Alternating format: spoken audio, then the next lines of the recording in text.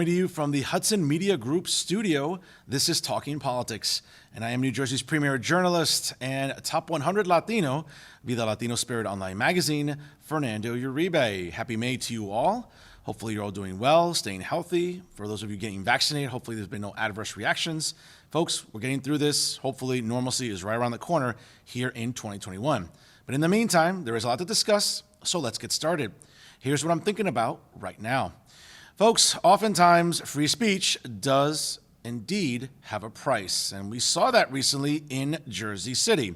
Now, as first reported by the Hudson County View, and it certainly caught fire and has gone viral since then, obviously not only statewide but nationally, a teacher at Dickinson High School in Jersey City is in serious hot water because of some comments made during an online Zoom class. So let me just give you some context here about what's going on. So a Jersey City high school science teacher was suspended after an impromptu rant during a Zoom class, ironically discussing climate change, where he referred to George Floyd as a, quote, effing criminal, and also denigrated Black Lives Matter, the movement. He went on to say during the Zoom session in class, quote, I hear people whining and crying about Black Lives Matter, but George Floyd was a effing criminal, and he got arrested and he got killed because he wouldn't comply. And the bottom line is we make him a effing hero. Again, Howard Slotkin, a tenured teacher at Dickinson High School, and these are the comments he made during a class that he was teaching, again on Zoom, for students online at Dickinson High School. Now, the Hudson County View, as well as WNBC4 in New York and other media outlets, first aired the excerpts from the virtual session, which was reportedly during, again, a lesson on climate change.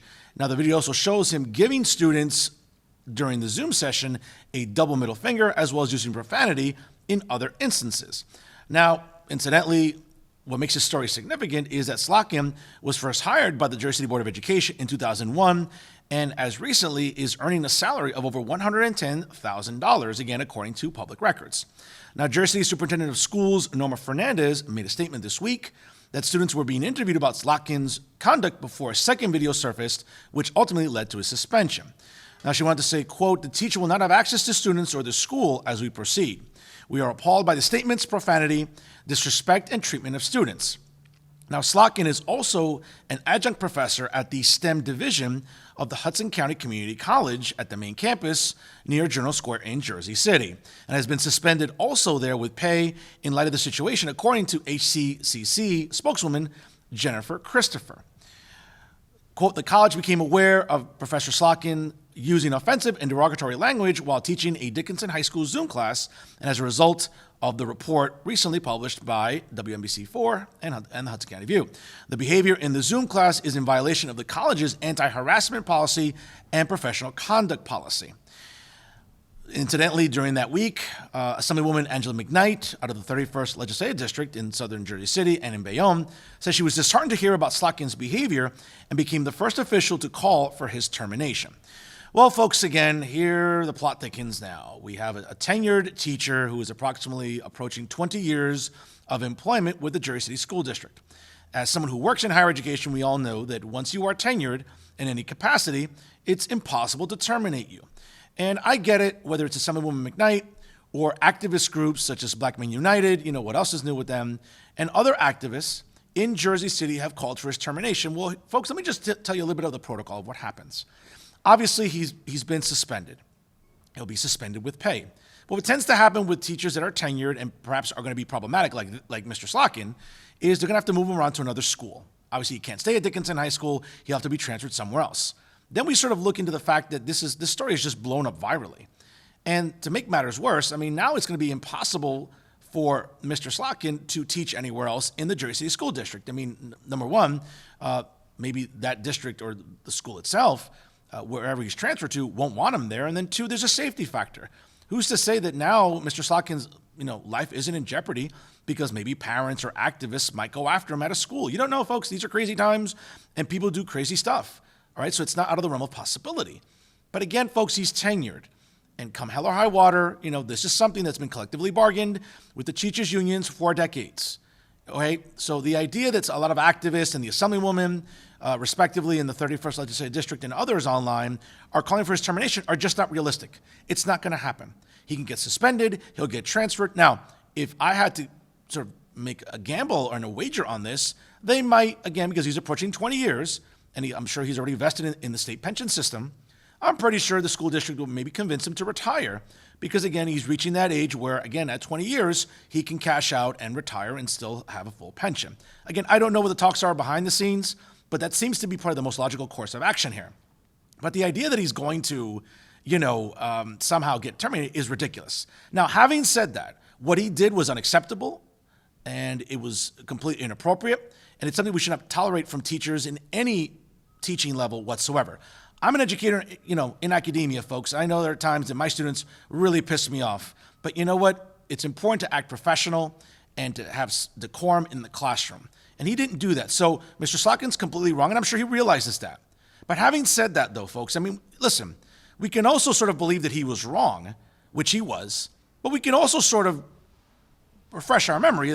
George Floyd was indeed a career criminal. Let's be honest. And if you remember watching the body cam footage from Derek Chauvin and the other officers, again, who were complicit in his murder, right? We saw that he was having a panic attack, being pushed into a police car. He was hyperventilating. It's funny for a guy that spent probably half his adult life in a police car. I find it funny for him to be hyperventilating now. But having said that, again, folks, George Floyd was a career criminal. He was.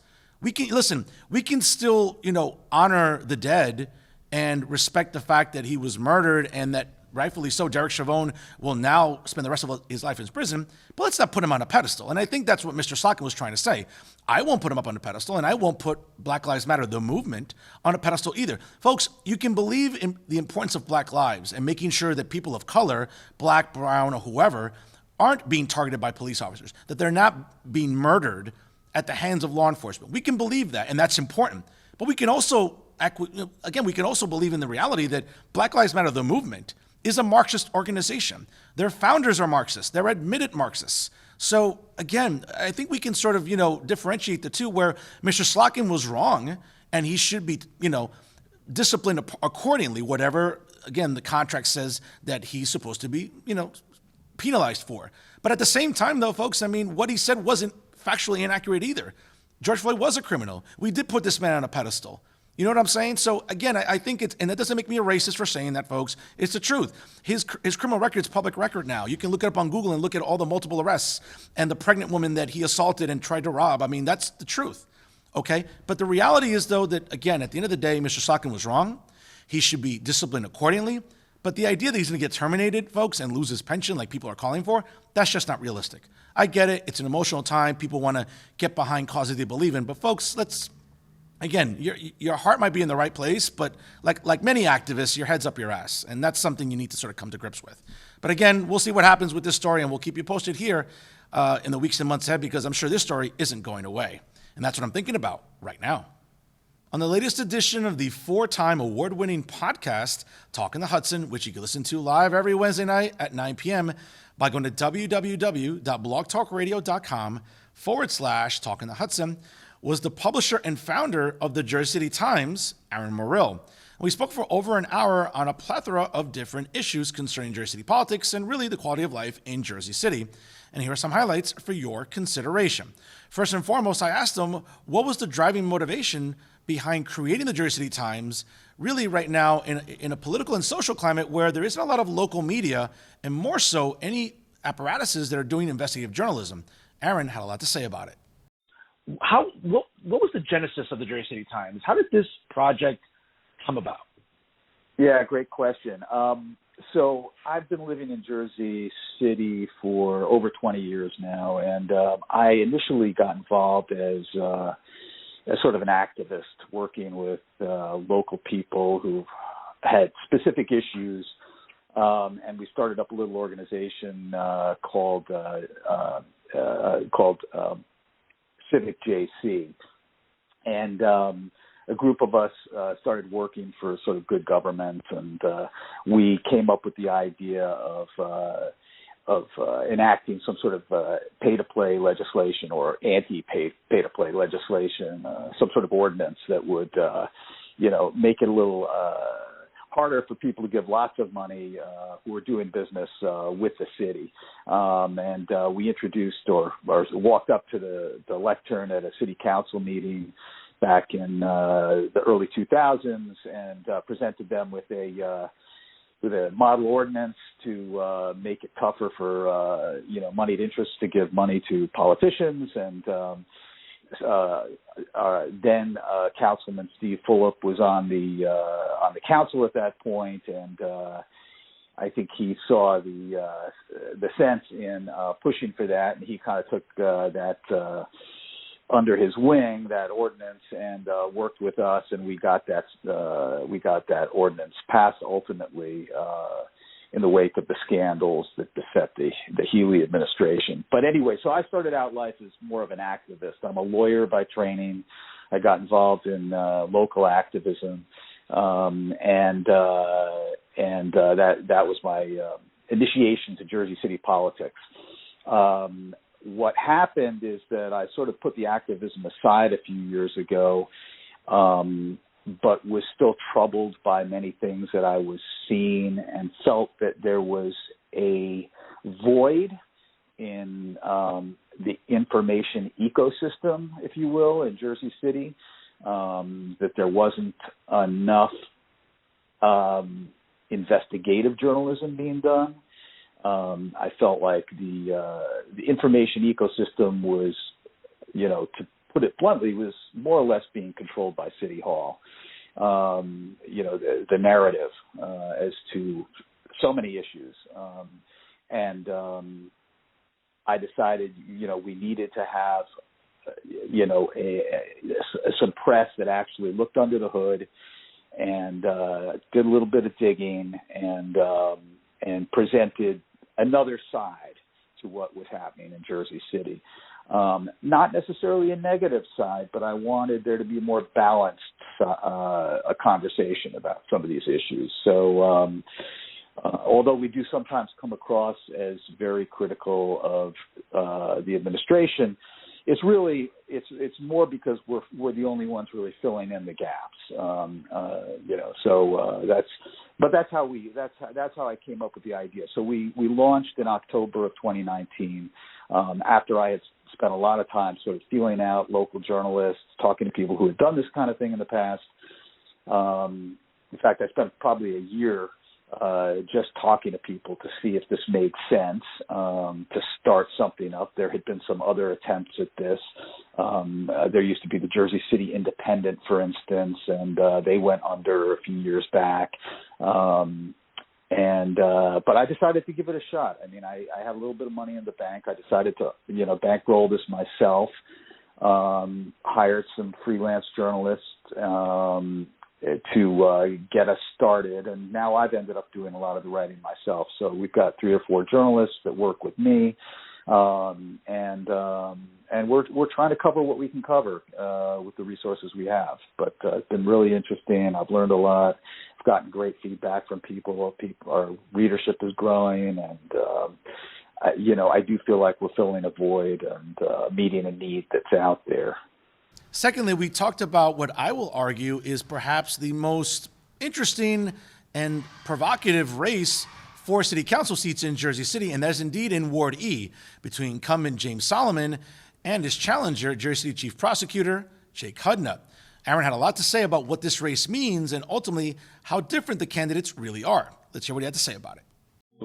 But it just seems that I think that what James is trying to convey is more of a sort of a national political climate or theme to his campaign, where I think a lot of people in Jersey City in Ward E don't care about that stuff, Aaron. I think at the end of the day, they care about development. I think they care about, you said it perfectly, how garbage is picked up, how the streets are kept clean. I think how, whether or not property taxes are going up, what the budget's like. And, case in point, I mean, I understand that James is a progressive. He's a guy who, he's pretty reasonable. He's not a guy that I like to sort of ridicule because, we have those types in Jersey City, though, Aaron. The people that I coined the compassion mongers, the woke fools, the social justice clowns. I mean, it's sort of like that toxic element of that progressive wing that, kind of turns people off in Jersey City, and especially in Ward E. I think people kind of are focused on local issues and maybe not national things, where I think that's the distinguishing part of the two campaigns. Is that fair to say? Yeah, I do. I mean, I think you and I are probably in agreement that is the setup in this in this race. I think, you're not, nobody's going to out progressive James here. James has been forefront, and I didn't even mention the CCRB issue. He's been, driving that as well. Not that is seen as super, and that's more, the CCRB thing is, in his defense, really a Jersey City issue. This is not something that is really tangential. I mean, one could make the argument that divesting Jersey City's pension fund of certain stocks is really not going to amount to a whole lot in terms of changing anything. But the CCRB thing, I think people, he can legitimately say it matters a great deal. The interesting thing is that, the CCRB thing is probably less important in Ward E just because of Ward E has, a much lower crime rate, much less contact with the police. It's not as big an issue except for, the hardcore progressives who live in Ward E. So, the CCRB thing may not actually resonate that much with a lot of Ward E people. But it certainly would help him in the rest of the city should he decide to run, for at large or for mayor or something like that. It would certainly help him. But it's an interesting dichotomy. I mean, I think James will have to, if he wants to sort of if he wants to contest Jake's critique, he's going to have to, focus, on, what has the Fulop administration accomplished on these bread and butter issues. That's going to have to be his response, not, I divested Jersey City of, Exxon stock. I don't think that's going to really help a whole lot, because as you say, I think that, most voters, what they really do care about are pocketbook issues. In the end, that's what people are going to vote on. No, absolutely. Quality of life issues. And Jake is going to make the argument that quality, and this is where I think Jake, is going to be in a strong position if he does it right, is he's going to say, look, my job has been quality of life. That's what I do. And that's going to be a big issue, a resonant issue for people downtown. Because, people downtown, they're not dealing with crime and these other really serious issues that some of the people are dealing with in other wards. People downtown they're concerned about noise. They're concerned about garbage. They're concerned with quality. Right. They have more luxurious issues to worry about downtown. And Jake can say, hey, quality of life is in my portfolio. So I'm your man. That's going to be what I think if he's smart, that's what he'll argue. So it's going to be, absolutely. They both bring strengths to this, or arguments that they can make. And it'll be interesting to see which one plays out. It was a very interesting episode. And once again, you can listen to it in its entirety by going to www.blogtalkradio.com/Talking the Hudson. These are certainly the exclusives I'll continue to bring you in 2021. And of course, Aaron Morrill and the Jersey City Times are doing Jersey City residents quite a service by obviously becoming a new up-and-coming news source that specializes in investigative journalism. So definitely want to check them out as well. And certainly, again, those are the exclusives I'll continue bringing you every week on Talking the Hudson via Blog Talk Radio. And now some local stories for your consideration. Let's start off in North Hudson, folks, in the township of North Bergen, where according to the Attorney General's office in Trenton, apparently the North Bergen Police Department is showing the lowest municipal use of force rate in Hudson County. Now, the North Bergen Police Department, again, has the lowest municipal use of force rate with just 7 reports filed with 4 incidents between October 3rd, 2020 and February 20th, 2021. Let me just give you some context here, and certainly a shout out to John Highness with the Hudson County View for his excellent reporting on this story. Now, North Bergen's use of force rate is 6%, according to the Attorney General's office in Trenton, and of course, an apparatus that they use called the Use of Force Dashboard. Now, according to Police Chief Peter Facilis in a statement this week, quote, building trust between our officers and the community we serve has never been more critical to our mission. So I cannot be more proud of the men and women of the North Bergen Police Department who are truly living up to our values by limiting the use of force whenever possible. In addition, he went on to say, quote, I believe strongly that we are most effective when the residents know us, trust us, and believe we are here to protect them. Now, reducing use of force encounters helps build those relationships and makes our entire community safer. Now, since assuming the role of chief 1 year ago, he placed a specific increase of an emphasis on providing officers with basic training, on interacting with people with mental health disabilities, and on crisis de-escalation, as well as offering increased support to officers who are showing signs of stress, among other measures he added. Facilis also cited the township's policy to hire only residents to the police department as a key factor to keeping use of force numbers down. So again, nice job by Chief Facilis in North Bergen. I think also it's a reflection of the leadership of North Bergen Mayor and also State Senator in the 32nd Legislative District, Nicholas Sacco, who values the rapport with the community. And we all know he places a specific significance of importance on the North Bergen Police Department, making sure that the township remains safe. Folks, North Bergen's a very, it's evolving immensely. There's a lot of development in North Bergen. We're seeing a very different type of demographic moving into North Bergen. So it's important when police departments, especially residents that live in the town, can actually police its citizens. When you have out-of-towners, again, nothing against that, it's civil service. Oftentimes, when it comes to hirings, you try to make do with what you have according to the civil service list. But that's a great, great initiative by Chief Facilis to make sure that residents in North Bergen are the ones actually being police officers.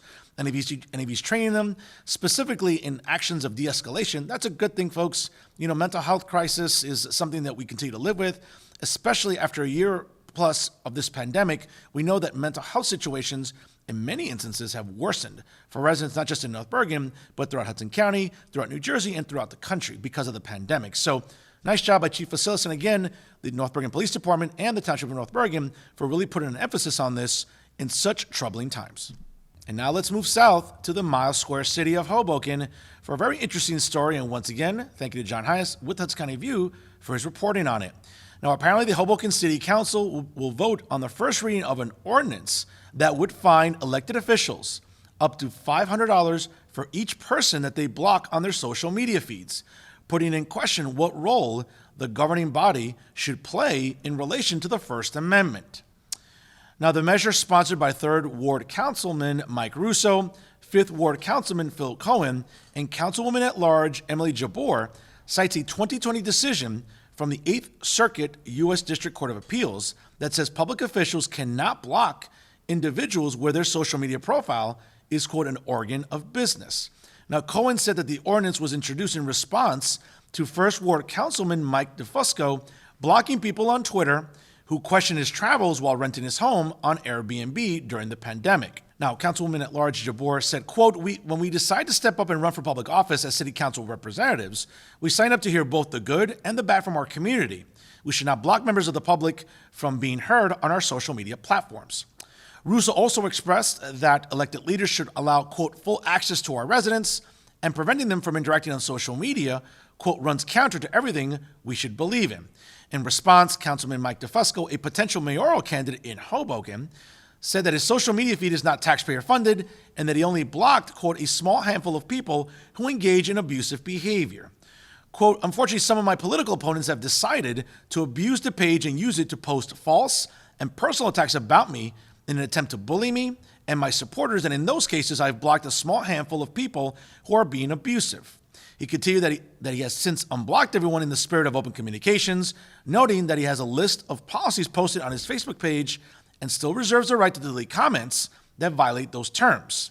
Now, of course, a few commentators on social media posted during this past week that they were previously blocked by DeFusco despite never participating in cyberbullying or hate speech. Well, again, and also 2nd Ward Councilwoman Tiffany Fisher weighed in on this, saying, obviously is a frequent political ally of DeFusco, that she will vote against the ordinance if it comes to the point, characterizing it as another, quote, political stunt by allies of Mayor Ravi Bala. Well, folks, let's unpackage this a little bit.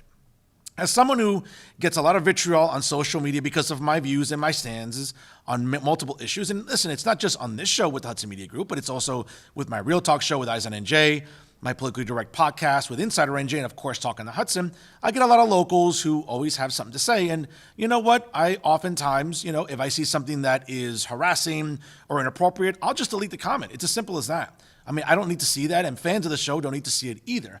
And in terms of blocking people outright, listen, I think that's a question we might have to sort of weigh in. And I'm not an attorney, but speaking as an academic and someone who's all about policy, right? I'm a policy nerd, as you all know. This is something that might be very delicate. Now, we'll see how the Hoboken City Council sort of proceeds on this, but, I hate to see the First Amendment being weaponized like this. And when it comes to sort of infighting among the city council in Hoboken, I get it, folks. It's a pissing matchup. I know people are bitching and moaning whenever they can. They want to get a leg up on their opponent or someone else on the council, or they don't like Mayor Bala, or they want to, look better than him or whatever. I get all this, folks. Listen, at times it looks petty. At times it looks like juvenile, and pretty much it looks like a bunch of adolescents, again, having a pissing match, at the expense of taxpayers during a city council meeting.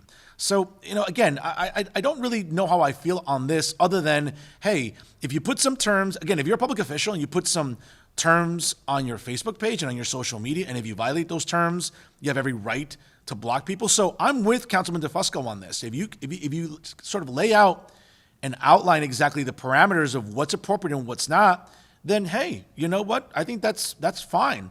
It's also not a taxpayer-funded Facebook page by Mike DeFusco. It's his personal page, just like my page. I'm not an elected official, folks. I'm a journalist, and I'm an educator as well. I understand that I have a certain type of public profile that, I have to maintain, and at the same time, people are going to like what I have to say, and some people are not going to like what I have to say. But by the same token, I also have to make it clear to everyone that, hey, I welcome all commentary, but be respectful and fair. Because when it comes to me and other social media pages, I mean, despite what Facebook may say with the multiple suspensions earlier this year, I also try to be courteous, respectful, and have some decorum also on social media posts. So, folks, we'll keep an eye on this because I'm sure it's something that will continue, debate in the Mouse Core City. And that's our show for this week. To check out all the excellent programming brought to you by the leader in independent media, the Hudson Media Group, please go to their websites, www.hmgtvshows.com and www.livestream.com/HMGTV. Don't forget to like the Hudson Media Group on Facebook and make sure to follow them on both Instagram and Twitter. And remember, live every Wednesday night at 9 p.m., you can check out the 4-time award-winning podcast, Talking the Hudson, by going to www.blogtalkradio.com/Talking the Hudson. You can listen to episodes anywhere and anytime from any PC, Mac, smartphone, or tablet. Remember, it is Hudson County's longest-running podcast examining Hudson County politics and much more. Also, folks, check me out on my own social media, on Instagram at Professor Fernando Uribe. Also, hit me up on Twitter at NoFilterUribe. And you can always check out the social media pages for not only Talking Politics, but my own Facebook as well.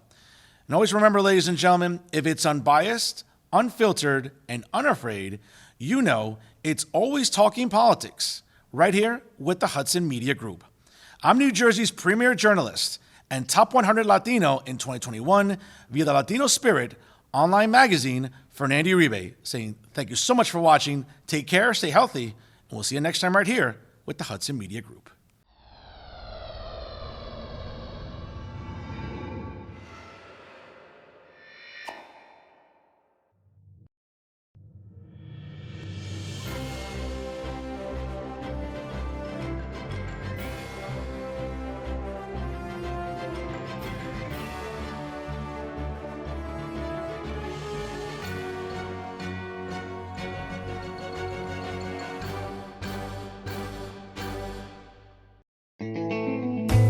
Don't forget to catch Fernando's podcast at blogtalkradio.com/talkonthehudson. New episodes available every Wednesday night at 9 p.m.